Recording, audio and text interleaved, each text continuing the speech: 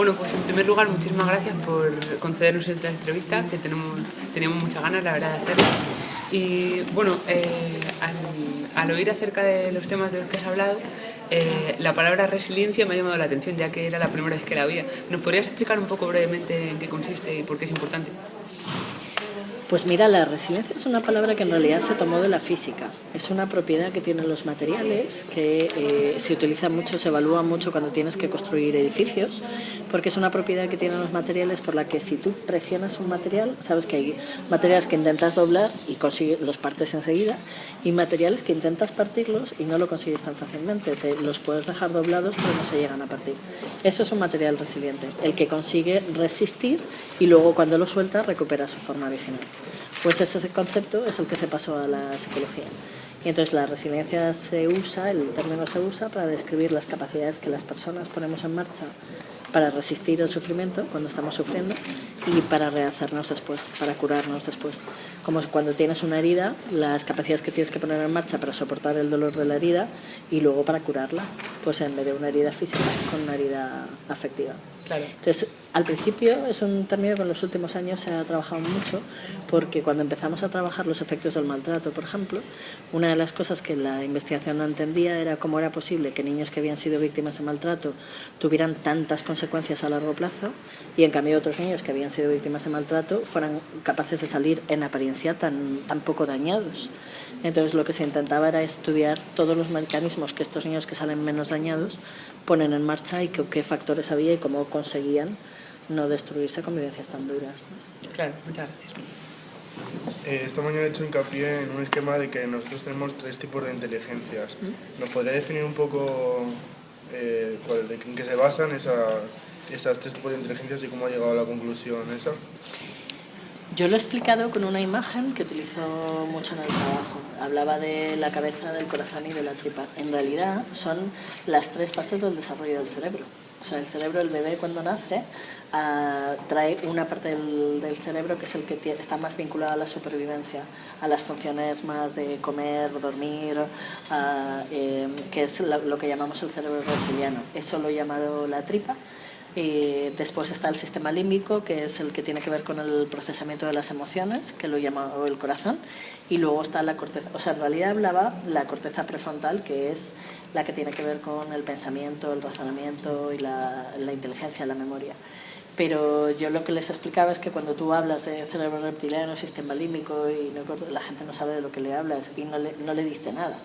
En cambio, si yo le hablo a la gente de las tripas, pues todo el mundo sabe lo que es la tripa. Es decir, todo el mundo ha tenido la experiencia de tener que hacer un examen y el día anterior o bien se te cierra y no pones bocado en 24 horas porque no te entra, o bien te pones a comer de una manera compulsiva de puro nervio, o bien te entra una diarrea espectacular, o te entra Entonces, la tripa tiene que ver con lo que la investigación ha demostrado es que todas las experiencias que tienes a lo largo de la vida, desde que la concepción, o sea, incluso en el mismo embarazo, todas las experiencias que los bebés van teniendo van quedando ancladas en el cuerpo, en las células, literalmente. O sea, hoy en día se habla del concepto de la memoria celular. Y fíjate que siguiendo el ejemplo, eso no lo explicaba en el taller esta mañana, pero los únicos 3 órganos del cuerpo cuyas células cambian de comportamiento en función de la experiencia que vas viviendo son el cerebro, que las neuronas se asocian de una manera u otra, las células del corazón y las células del estómago. Son las únicas que cambian su manera de funcionar en función de cuál sea tu experiencia. Entonces son los 3, la idea es que es lo que piensas, lo que sientes y lo que vives. Entonces tú empiezas simplemente viviendo las cosas, eso te provoca una serie de emociones y todo eso lo integras, configura tu manera de pensar. Entonces lo más importante, lo que yo explicaba esta mañana, es que lo más importante es encontrar ser capaz de regular lo que sientes y lo que vives. O sea, ser capaz de integrar las 3 cosas, ¿no? Lo que vives, lo que sientes y lo que piensas, pero en este orden, porque estamos muy acostumbrados a pensar. A la gente se le educa para que piense y en los últimos años se habla mucho de la inteligencia emocional, pero no se habla de esta vivencia, ¿no?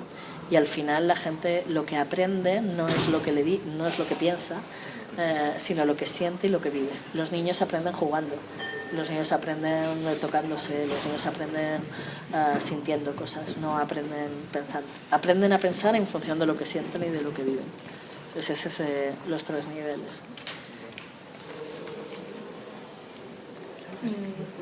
Bueno, yo he visto 2 frases suyas que son: amar se aprende sintiéndose amado y a confiar se aprende entregándose. ¿Por qué cree que es así? La primera es así porque, por esto que estábamos diciendo, porque yo no aprendo a amar amando a otras personas. Yo aprendo a amar cuando he sido amado. ¿Y cómo sé que he sido amado? O sea, ¿cómo sabes tú que alguien te quiere? Me acuerdo además que hace unos años hicimos una investigación con niños con discapacidad y les preguntábamos esto, les preguntábamos ¿cómo sabes que alguien te quiere? Que fíjate la pregunta, ¿eh? Y niños con discapacidad intelectual, física, sensorial, decían ¿cómo sé que alguien me quiere? Porque me cuida, porque me lo dice todos los días, porque me besa, porque me abraza, porque me da de comer, porque me consuela cuando estoy triste.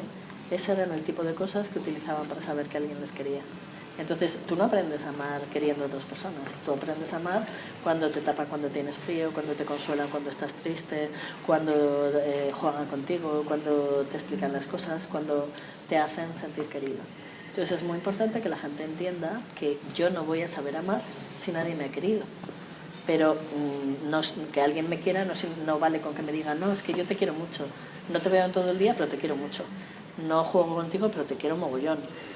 Te pego, pero es que lo hago porque te quiero. No, o sea, yo aprendo a querer de verdad si alguien me hace sentir querido. Y me hace sentir querido por las noches sin dormir, por los zumos de naranja cuando estás enfermo, por los cuentos antes de dormir, por cada vez que te van a buscar y te llevan al cole y te recogen del cole, por cada explicación que te dan. Eso es lo que te hace sentir querido. Esa es la parte, porque así es como los niños aprenden a querer, sintiéndose queridos. Y esa es la parte relativamente fácil. La segunda es mucho más complicada de entender, porque entender que la gente no se siente segura cuando controla, sino cuando se entrega, es uno de los elementos que cuestan mucho a los adultos, sobre todo nos cuesta mucho entenderlo, porque estamos muy acostumbrados a relacionarse desde el control. Tú párate a pensar en esta situación. Todo el mundo sabe cuál es su papel y todo el mundo está cumpliendo una función y todo el mundo está controlando exactamente lo que hace. Introducir cualquier tipo de improvisación, cambio de rol, cambio de tal, no. Aquí los que organizan, los que atienden, los que escuchan. Aquí todo el mundo tiene su rol. Entonces todos estamos acostumbrados a cumplir lo que se supone que tenemos que hacer y a controlar nuestro papel. Y entonces, pero realmente, tú cuando te sientes a gusto de verdad, cuando controlas, ahora mismo, o te sientes a gusto de verdad cuando estás con tus amigas pasando de todo, diciendo lo que te apetece decir en el momento que te apetece decir, porque sabes que no vas a ser enjuiciada, que no va a trascender, que no van a contar ¿a quién le cuentas tus cosas? A quien sabes que no las va a contar. Si sabes que el otro las va a contar, ya no se las cuentas. Entonces, ¿cuándo te sientes segura? Cuando descontrolas, cuando te entregas, cuando no tienes que controlar, no tienes que temer lo que dices ni a quién se lo dices, porque estás en un entorno de confianza. Entonces, eso es lo que tenemos que generar a los niños. A los niños tenemos que lograr que crezcan en un entorno de confianza. Lograr que se rían a mandíbula batiente, lograr que jueguen, porque los niños solo juegan cuando se lo están pasando bien y solo se lo pasan bien si se olvidan de que hay adultos alrededor. Y eso es lo que no... Entonces, los centros de protección, los coles... O sea, paraos a pensar en lo que es un colegio hoy en día. En la mayoría de los coles, a los niños se les dice lo que tienen que hacer desde el minuto 0 hasta el minuto último. Y de hecho, incluso hasta cuando salen del cole, que como se les sigue poniendo deberes, se les sigue mandando lo que tienen que hacer. ¿Y cuántos espacios hay para que los niños hagan lo que quieran en un cole? O sea, el recreo, media hora por la mañana, en todo el día. Y incluso esa media hora no pueden salir a determinadas zonas, no pueden jugar a determinadas cosas, no pueden hacer... Todo está basado en lo que no puedes hacer. No en gestar. Nadie te dice en ningún momento del día, venga, esta hora haz lo que te apetezca. ¿Cuántas horas al día tenemos para...? Entonces, de eso habla la segunda frase, ¿no? De que la gente tiene que poder sentirse segura, y para sentirse segura solo lo van a conseguir si pueden entregarse. Y para entregarse tienen que estar rodeados de gente en la que confíen, en la que se puedan dejar. ¿Lo he conseguido? ¿Te lo verdad? Sí. Vale. ¿Qué querías ser de mayor cuando era pequeña? Clarísimamente profe. yo quería ser profe y quería, no, o sea, sobre todo quería ser profe. Y luego me empezó a pasar una cosa que me ha seguido pasando siempre, y es que a mí todo el mundo me contaba sus problemas. Yo era la típica niña en el cole a la que todos mis amigos le contaban sus cosas. Y entonces llegó un momento que empecé a plantearme que algo debía tener mi hombro, que todo el mundo venía a contarme sus problemas. Y por ahí surgió lo de ser psicóloga. Pero yo no iba a ser psicóloga. Yo iba a estudiar pedagogía primero, a ser profe, y luego, como segunda opción, quería hacer psicología. Pero la vida hace las suyas, y cuando fui a matricularme, justo ese año, en la universidad en la que yo iba a entrar, quitaron el primer curso de pedagogía. Y entonces dije, bueno, pues lo voy a hacer al contrario. Empiezo por psicología y luego ya hago pedagogía. Y nunca me cambié. Me enamoré completamente de mi profesión y me apasiona mi profesión. Pero en el fondo he acabado haciendo las dos cosas. Porque mira dónde estoy. No paro de hacer formaciones, de dar clases, de hacer talleres. Entonces, en el fondo lo hago también, no solo trabajo como psicóloga en una consulta, sino que hago mucha formación. Así que en el fondo hice las dos cosas. Pero yo desde pequeña era la típica que cuando jugaba yo siempre era la profesora. Sí. Pues relacionado con ese tema de la psicología, tenía una pregunta que hacerle, que es, puesto que muy a menudo escucha los problemas de la gente, a gente desahogarse, ¿cómo consigue mantener el optimismo pese a tanto pesimismo que hay a su alrededor? Qué buena pregunta. No solo eso, yo trabajo con gente que sufre muchísimo y estoy todo el día viendo lo que la gente es capaz de llegar a hacer a los niños.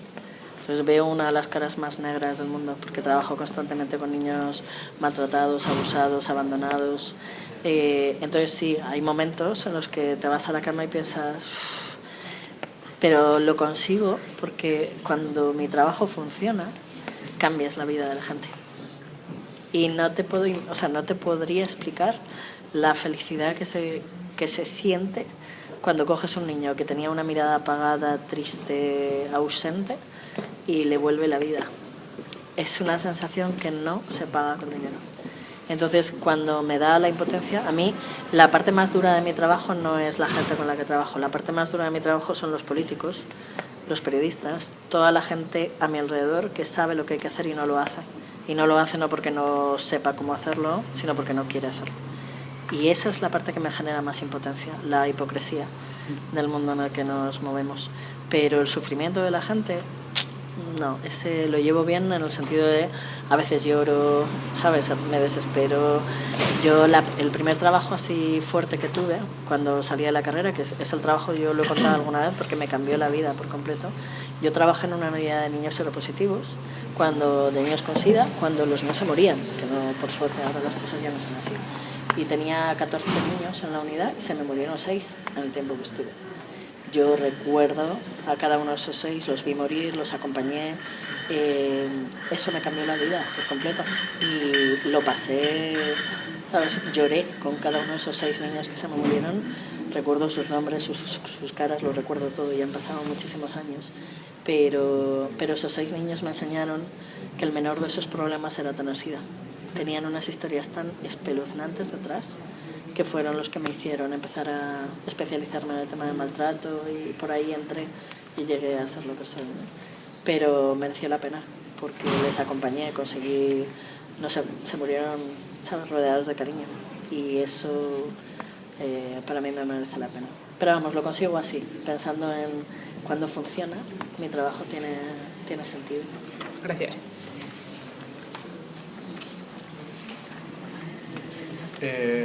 Usted empezó con ese trabajo. ¿A partir de qué momento se encendió usted en la cabeza en el sentido de decir, tengo que trabajar sobre la resiliencia? ¿En qué momento? Hombre, desde el principio, en el sentido de, pues fíjate, os hablo de estos niños, ¿no? A ver, eran niños que tenían historias espeluznantes, que se estaban muriendo. O sea, se estaban muriendo de SIDA, tenían, los que no estaban en centros abandonados, tenían unas historias horribles. Y sin embargo eran niños que se reían, que jugaban, con los que yo me tiraba al suelo y me ponía morada de jugar, que se lo pasaban bien, que tenían la capacidad de sacar lo bueno. Y desde el principio, cuando trabajas con gente que sufre, desde el principio la resiliencia viene sola, porque cómo se las ingenian para, sufriendo tanto, ser capaces de amar, de entregarse, de sonreír, de divertirse. Ahí hay algo, el ser humano tiene algo mágico, porque en mi mundo y en mi trabajo ves la cara más negra, pero también ves lo mejor del ser humano, ves lo que la gente es capaz de llegar a hacer, de lo que la gente es capaz de llegar a sacar de sí mismo y a entregar. Mi trabajo en ese sentido es muy extremo, ves lo peor y lo mejor, y o eres capaz de sostener las dos cosas o te cambias de trabajo, porque no funciona así. Así que iba de la mano, ¿no? La resiliencia iba de la mano de mi trabajo. Muchas gracias. ¿Qué echas de menos de ser una niña? A ver, yo fui una niña a la que le dejaron poco ser niña. Entonces, si me preguntas qué eché de menos de ser niña, te diría que justamente ser niña. Porque mis padres, yo tuve una infancia muy llena de amor, pero con mucho dolor también, que es parte de lo que explica por qué he llegado a dedicarme a lo que me dedico y por qué soy la persona que soy. Pero por darte un dato, mi madre murió cuando yo tenía 20 años y mi padre cuando yo tenía 30, y mi madre enfermó cuando yo tenía 12. Entonces yo pasé de ser una niña a ser una adulta cuidando de mis padres. Entonces me salté la adolescencia. Nunca tuve adolescencia. Y si pudiera volver a empezar, te garantizo que unos 10 años de adolescencia me los pido. Me los pido, ¿sabes? O sea, lo de salir, pasármelo bien, pasar de todo, ese tipo de cosas, si pudiera volver a hacerlo. Entonces, mi experiencia de niña es un poco extraña, porque realmente pequeña sí fui, pero luego enseguida me convertí en mayor. Entonces, echo de menos a día de hoy, si lo miras detrás, es haber podido ser adolescente, en el amplio sentido de la palabra. Ahora voy a hacer una pregunta que siempre hago, y es, si tuvieras un superpoder, ¿cuál sería? ¿Para mí? Sí.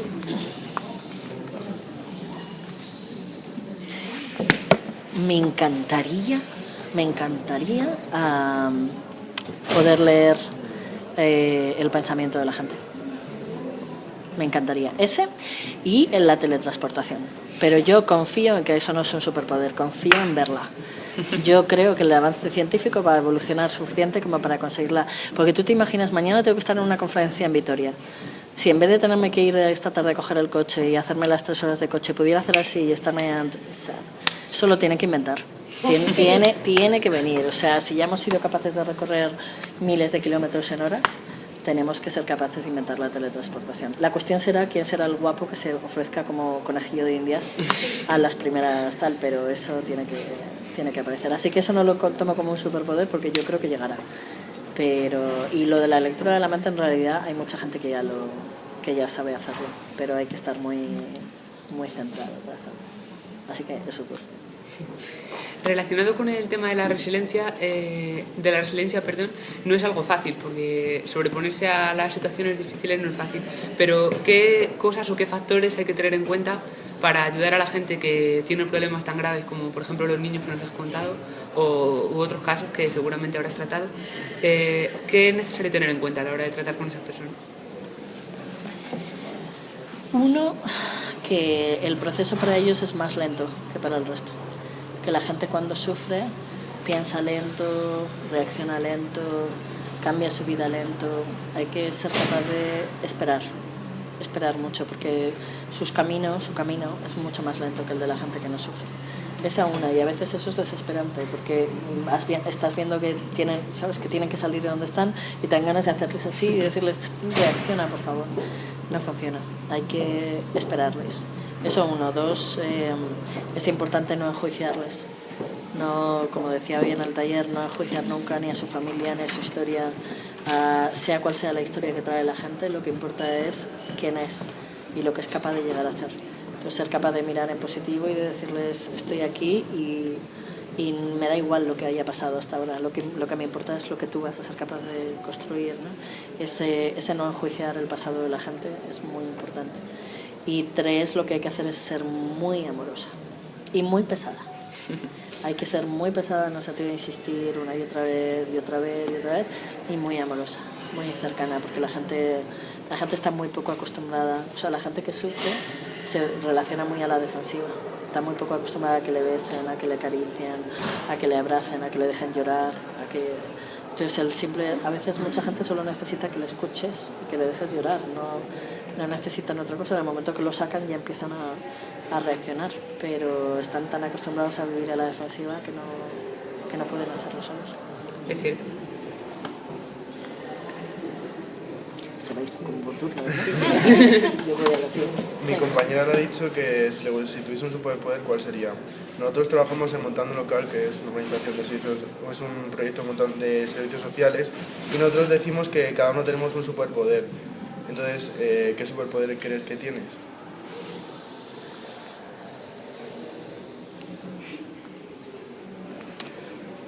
¿Puedo pedirme 2? Yo hago sentir bien a la gente. Es así. Es innegable. La gente conmigo se siente bien, se siente cómoda, se siente como en casa. Y eso, créeme que es un superpoder. Porque la gente cuenta contigo, se apoya en ti, confía en ti, es una capacidad. Y a veces yo pienso, digo, ¿qué hago? No sé qué hago, pero soy así, o sea, me ha pasado siempre y es como si fuera un superpoder. La gente se siente bien conmigo. O sea, 1, y 2, soy muy buena convirtiendo las cosas difíciles en fáciles, explicando de manera sencilla cosas que son muy complejas, y ese también es un superpoder, porque en mi trabajo, como decía yo y en el taller, a veces no tiene que ver con lo que sabes, sino si consigues explicar de una manera de andar por casa las cosas importantes. Entonces, esa capacidad de transformar, que me lleva muchísimo trabajo, no, eso no es exactamente un superpoder, porque hay detrás una cantidad de horas dándole vueltas a cómo explico esto y cómo desmenuzo esto y cómo consigo que la gente que no tiene la formación que yo tengo y que no tiene por qué tenerla, pueda. Es como un ingeniero que consiga explicarme a mí. Yo todavía no he encontrado a nadie que sepa explicarme el teléfono. De verdad, lo han intentado varios, no consigo entender cómo las ondas no se cruzan. O sea, cómo la conversación que tú y yo tenemos por el móvil no se junta con la que yo tengo con ella, cómo las ondas del teléfono no se cruzan. Es una cosa que no he conseguido entender. Me encantaría encontrarme un ingeniero que fuera capaz de explicarlo. Pues ese es un superpoder.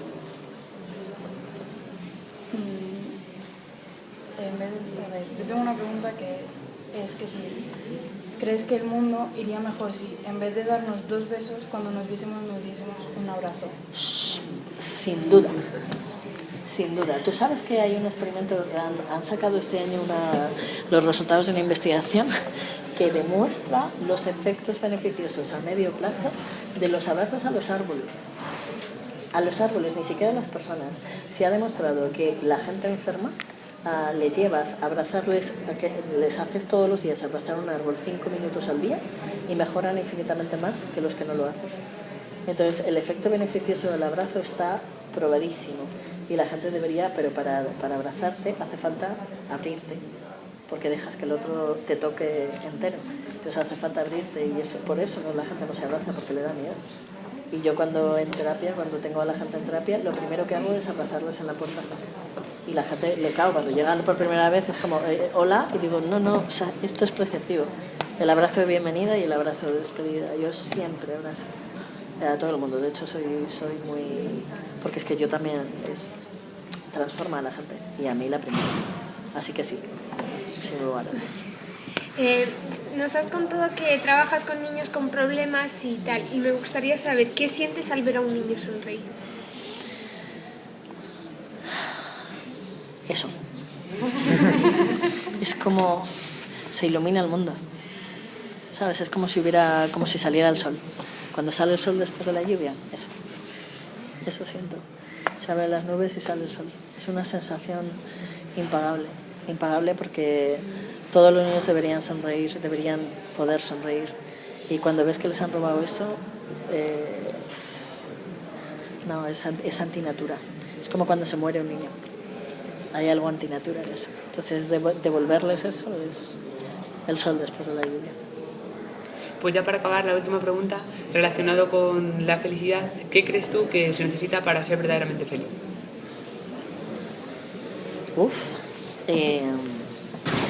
Amar y ser amado, sin lugar a dudas.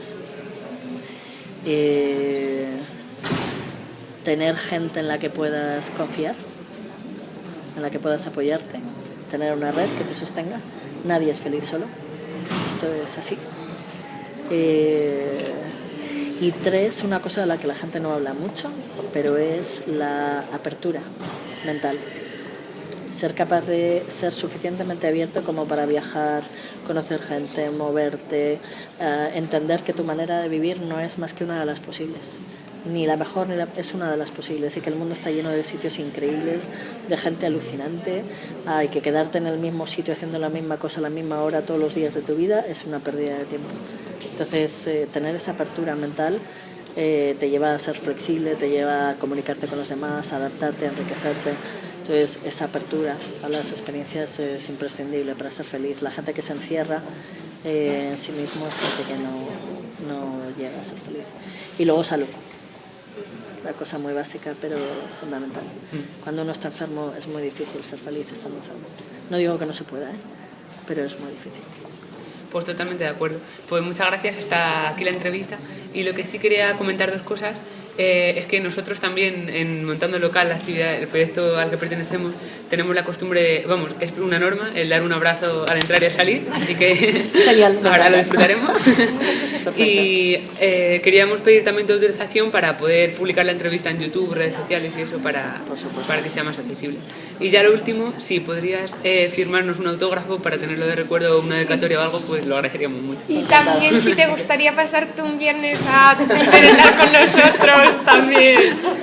Vale, genial. Eso, conmigo la dificultad es de agenda, pero lo cuadramos para que sea en uno de mis viajes a Madrid y tal, porque suelo tener mi limitación ahí siempre es esa. Pero sí, lo cuadramos y voy, sin problema. Pues muchísimas gracias. Gracias. Venga, el abrazo, va. Yo primero.